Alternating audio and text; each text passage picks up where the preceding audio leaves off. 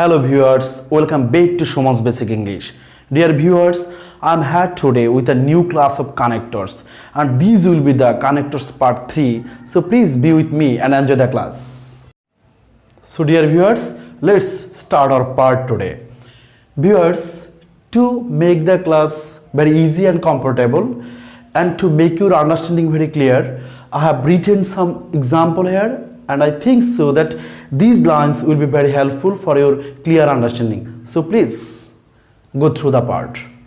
Viewers, আমি আজকে যে বিষয়টা দেখাবো আমি আপনাদেরকে একটু বলতে চাই আমি ইতিমধ্যেই কানেক্টরসের উপরে দুটো ক্লাস নিয়েছি সেখানে কানেক্টরসের বেশ গুরুত্বপূর্ণ কিছু ব্যবহার ইতিমধ্যেই দেখিয়েছি আমি আপনারা অবশ্যই আমার এই ক্লাসগুলো দেখে নেবেন আমি প্লেলিস্টে দিয়েছি এবং এই ক্লাসটির ডেসক্রিপশন বক্সে আমি ওই লিংকগুলো দিয়ে দিব আর আশা করি পাশাপাশি সাজেস্টেড ভিডিওতে থাকবে আপনারা দেখে নেবেন প্লিজ আর যে কথা বলছিলাম এই কানেক্টরসের এই বিষয়গুলো আমি আগে ভিন্ন ভিন্নভাবে আলোচনা করেছি যে কখন কিভাবে ব্যবহার করতে হয় আজকে আমি একটা ফিক্সড আইটেমকে আলোচনা করব যেমন আমি দেখিয়েছি টু অ্যাপ্লাই কন্ডিশন অর শর্ত আরোপ করা অর্থাৎ শর্ত আরোপ করতে আমরা কোন ধরনের কানেক্টরসগুলোকে ঠিক কিভাবে ব্যবহার করতে পারি সো ভিউয়ার্স আর কথা না বাড়িয়ে চলে আসি আমি লিখেছি যে আমরা কন্ডিশন অ্যাপ্লাই করার জন্য যে কানেক্টরসগুলো ব্যবহার করতে পারি যেমন ইফ অর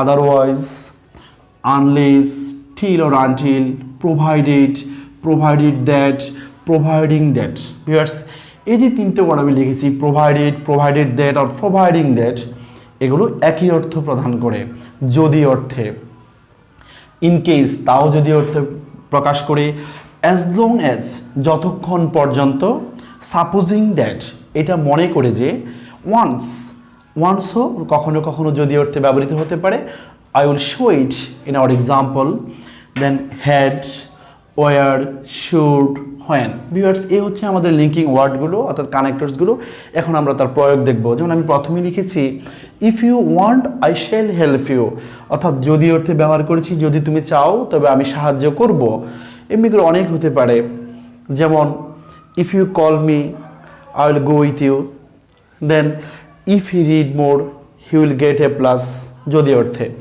ঠিক তেমনি করে এবার লিখেছি ভিউয়ার্স অর আদারওয়াইজ নতুবা অন্যথায় যেমন আমি লিখেছি do the work or otherwise go away কাজটি করো নতুবা তুমি দৌড়ে চলে যাও তাহলে আমরা বুঝে গেলাম অর আদারওয়াইজ আমরা যেমনি কম্পাউন্ড সেন্টেন্সে পড়ে থাকি do or die move or die ঠিক তেমনি করে এরপর ভিউয়ার্স আমি যেটার ব্যবহার দেখিয়েছি আনলেস অর্থাৎ যদি না এবং আনলেস যে অংশটা থাকে যে ক্লজটা থাকে সেই ক্লজটাতে আর নেগেটিভ অর্থ হয় না এবার আসি viewer you will fail unless you are sincere মানে তুমি ব্যর্থ হয়ে যাবে যদি না তুমি আন্তরিক হও সো বুঝতে পারছি যদি না আবার আমরা এভাবেও বলতে পারি unless you work hard you will not shine in life viewers এই ব্যাপারটা আমি কমপ্লিটিং সেন্টেন্সেও দেখিয়েছি আপনারা দেখে নেবেন প্লিজ এরপর আমি লিখেছি যেটা বলছিলাম প্রোভাইডেড দ্যাট প্রোভাইডিং দ্যাট যদি অর্থে প্রকাশ করে যেমন আমি লিখেছি the plane will take off provided that providing that the weather is fine অর্থাৎ আবহাওয়া যদি ভালো থাকে তবে প্লেন উড়বে এ অর্থে ভিউয়ার্স তাহলে আমরা বুঝতে পারছি যাতে যদি অর্থে এবার আসি ইন কেসকে আমরা কিভাবে যদি অর্থে অর্থাৎ কন্ডিশন অ্যাপ্লাই করে ব্যবহার করতে পারি ভিউয়ার্স যেমন আমি লিখেছি in case you fail to find me please phone me অথবা phone me or call me যদি তুমি আমাকে খুঁজে পেতে ব্যর্থ হও না পাও তবে তুমি আমাকে ফোন করবে এখানে ইন কেস যদি অর্থে ব্যবহার করেছি দেন খুবই সুন্দর একটা ব্যবহার দেখিয়েছি পরীক্ষা অনেক সময় আসে আমাদের অ্যাজ লং অ্যাজ যতক্ষণ পর্যন্ত যেমন ভিউয়ার্স আমি লিখেছি god will be with us as long as our purpose is honest আমাদের উদ্দেশ্য যতক্ষণ সৎ ঈশ্বর ততক্ষণ আমাদের সঙ্গে থাকবেন তাহলে আমরা বুঝলাম অ্যাজ লং অ্যাজ যতক্ষণ পর্যন্ত ভিউয়ার্স এগুলোকে আমরা অনেকগুলো এক্সাম্পল দেখাতে পারি আমি দেখাচ্ছি যে কোন কোন জায়গাতে আমরা কোন অবস্থায় কন্ডিশন অ্যাপ্লাই করতে পারি দেন যে বিষয়টা আমি লিখেছি সাপোজিং দ্যাট এই কথা মনে করে যে আমি লিখলাম supposing that you will come I shall wait for you তুমি আসবে মনে করে আমি তোমার জন্য অপেক্ষা করব।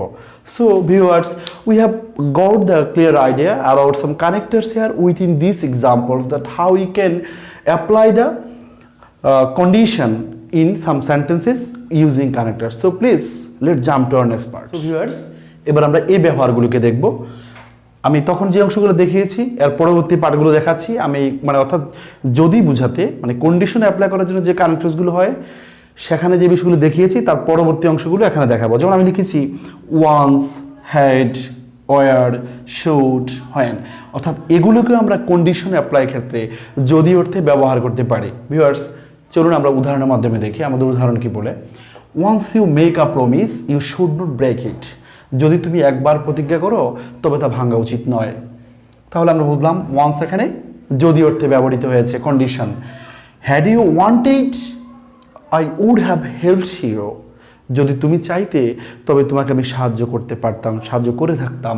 তাহলে ভিউয়ার্স, আমরা কন্ডিশনাল সেন্টেন্সের বিষয়টা পড়েছি। এখানে হ্যাড দিয়ে শুরু হয়েছে এবং এখানে ভার্বের ফার্স্ট পার্টিসিপল, তারপর subject would have or might have, then ভার্বের ফার্স্ট পার্টিসিপল। এর উল্টা হচ্ছে আমাদের থার্ড কন্ডিশনাল অর পারফেক্ট কন্ডিশনালে পড়ে এখানে হেড কন্ডিশনাল যদি অর্থে ব্যবহৃত হয়েছে, এমন অনেক হতে পারে। আমি একটা দেখালাম। দেন ওয়ারটাকে আমরা কন্ডিশন অর্থে পেয়েছি এখানে, যেমন were I would a king, যদি আমি রাজা হয়ে থাকতাম, I would have the poor. তাহলে যদি আমি রাজা হতাম তবে আমি গরিবদেরকে সাহায্য করতাম। তাহলে এটা second conditional or first conditional বলা হয়। সাবজেক্টের পরে উড, কুড অর মাইট, তারপর ভার্বের প্রেজেন্ট ফর্ম। এখানে আমরা ওয়ারকে যদি অর্থে পেয়েছি। তারপর should you not help him, যদি তুমি তাকে সাহায্য না করতে, the consequence would be different, তাহলে ঘটনাটা বা ফলাফল অন্যরকম হতে পারত।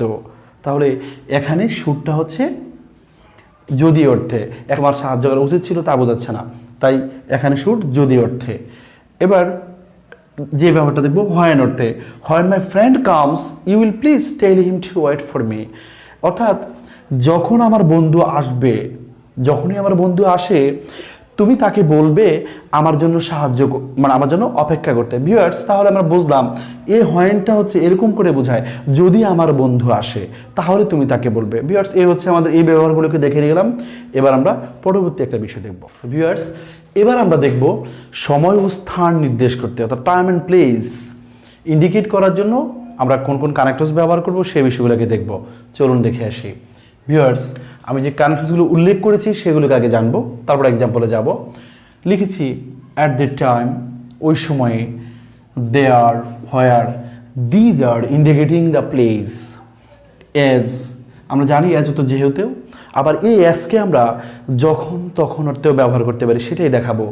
দেন হোয়েন, হোয়াইল, বিফোর, আফটার, তারপর সিন্স, এজ অর্থাৎ as soon as, sometimes, at present, present, recently.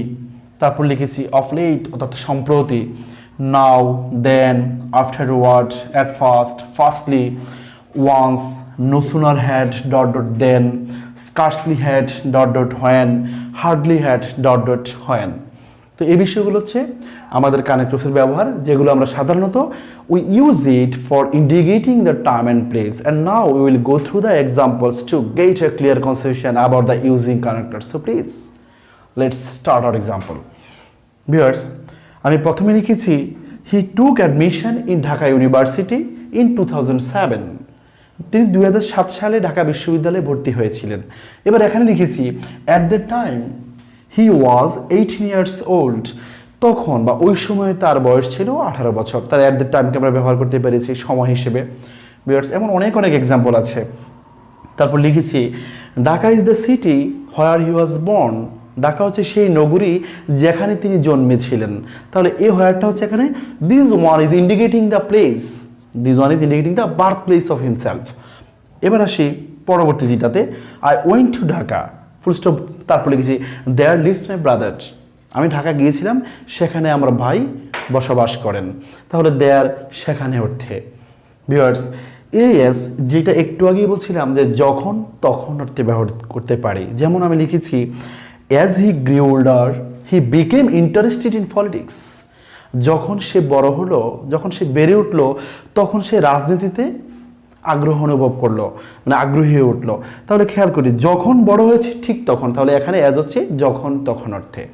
Viewers, then I have written another example for you. When দিয়ে, I don't know when the train will arrive, মানে যখন বা কখন আসবে, আমি জানি না কখন ট্রেন আসবে। ভিউয়ার্স, এই হচ্ছে হোয়েনের ব্যবহার। এমনি করে আরও অনেক কিছু হতে পারে। তারপর যেটা লিখেছি, while I was reading while the telephone rang, যখন টেলিফোন বাজছিল তখন আমি পড়ছিলাম, সময় অর্থে। তারপর সিন্সের ব্যবহার, তাও সময় অর্থে ব্যবহৃত হতে পারে। যেমন আমি লিখেছি, it is quite a long time since we meet last, বা মেট একই কথা, অনেক দিন পেরিয়ে গিয়েছে যখন আমাদের দেখা হয়েছিল। ভিউয়ার্স, তাহলে এই সিন্স হচ্ছে সময়।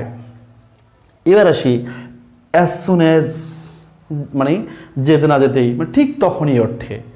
হ্যাঁ, যেমন আমি লিখেছি, as soon as the teacher enter the classroom the student stood up, অর্থাৎ যখন শিক্ষক শ্রেণীকক্ষে প্রবেশ করলেন তখনই শিক্ষার্থীরা দাঁড়িয়ে পড়ল।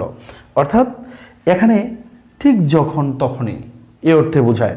তো ভিউয়ার্স, এ হচ্ছে আমার আজকের কানেক্টরসের ক্লাস।